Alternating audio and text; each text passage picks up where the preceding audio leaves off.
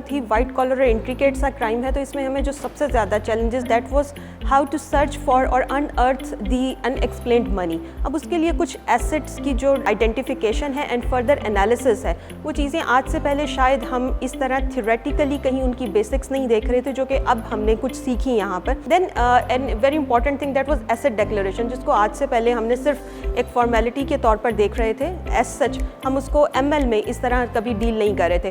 But yes, this was something جو کہ بہت انلائٹنگ تھا, and I think we will be incorporating this in our next investigation.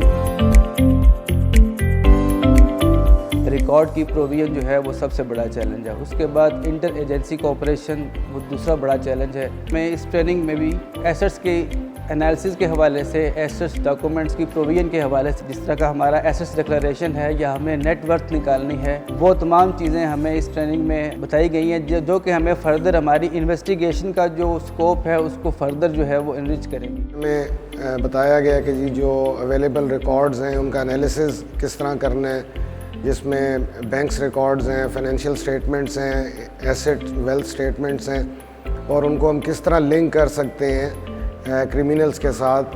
Asset declaration کی importance کا جو ہے ہمیں بتایا گیا. اگر ایسٹ بیونڈ مینز ہیں اور وہ جسٹیفائی نہیں ہو رہے تو اس کو ہم سسپیشیس جانتے ہوئے کس طرح لنک کریں گے کرپشن سے یا کہ اینی ادر کرمینل ایکٹیویٹی سے. Since I have learned different concepts like assets declaration, financial investigation, about FMU and citizen engagement and trust, so the session went very well.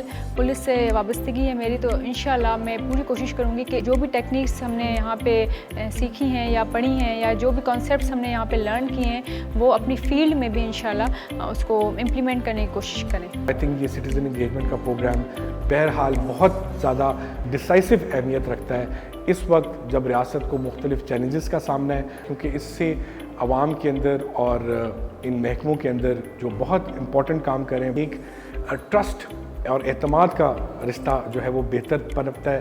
اس میں بہت سی مختلف طریقے ہوتے ہیں, ظاہر ہے اس میں پبلک ہیئرنگز بھی ہوتی ہیں, اپنی ڈیجیٹل انگیجمنٹ بڑھانے کی ضرورت ہے, ڈاکیومنٹریز بنانے کی ضرورت ہے.